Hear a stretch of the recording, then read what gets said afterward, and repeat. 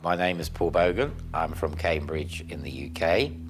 I've worked for 30 years in cultural industries, primarily managing, directing cultural centres and theatres. And for the last 3 years, I've worked freelance as project manager, consultant, trainer, researcher and fundraiser. Trans-European is the independent network, is the European network of independent cultural centres, and it currently has 50 members in about 24 countries, and it's a network for the people running those centres to exchange know-how, to exchange art and artists, to do joint projects together, to learn from each other and to work in collaboration on an international level. Well, normally these cultural centres were started as citizens' initiatives, so grassroots, so not coming top down from state or region or city, and therefore they tend to work with younger people, younger artists, younger audiences, and more contemporary culture.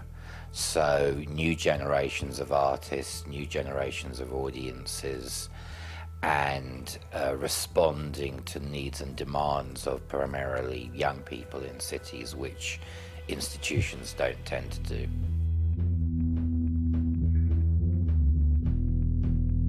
Since 1990, most of the new members of Trans-European have come from Eastern Europe.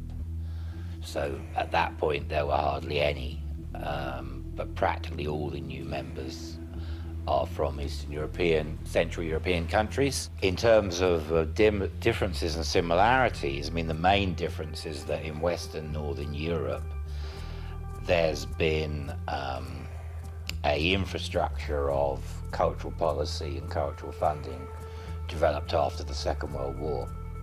So in most countries you've got 60 years of process that's gone on, which has developed quite sophisticated structures and systems and funding. You've also got cultural centres that have been in existence. I think the oldest one in Trans-European is 40 years old. So again, you have a history and an experience of running cultural centres and managing cultural centres and structures of cultural centres, whereas in Eastern Europe, for obvious reasons, everything's much newer. And really the oldest centres are probably still maximum of 15 years old, I guess. But they're catching up pretty quickly, and I suppose the biggest difference is that initially there was no state or government funding for independent sector, but that is starting to change as well. And there wasn't a tradition of the independent sector, and I guess that's starting to change as well. And I guess in the Eastern European countries, the government structures tend to be more institutionalized, more traditional, less open to new ideas and change.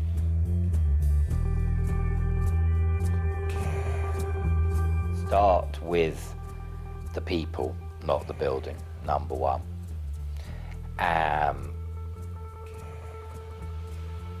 Create a partnership of the community. Bring people together rather than separating them. Keep politicians out of the process completely, and don't build anything or create anything unless you know how you're going to finance it once it's open.